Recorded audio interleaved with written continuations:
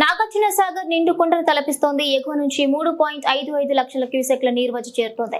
నిన్న ఉదయం 6 గేట్లు ఎత్తగా ప్రస్తుతం 20 గేట్లను ఓపెన్ చేశారు. ఎడమ, కుడి కాల్వలు ఎస్ఎల్బీసీ జల విద్యుత్ ద్వారా 1.96 లక్షల క్యూసెక్ల నీటిని దిగువకు వదులుతున్నారు. సాగర్ గరిష్ట నీటి మట్టం 590 అడుగులు, నీటి నిల్వ సామర్థ్యం 312 టీఎంసీలు కాగా ప్రస్తుతం 584 అడుగుల్లో 294 టీఎంసీల నిల్వను కొనసాగిస్తున్నారు.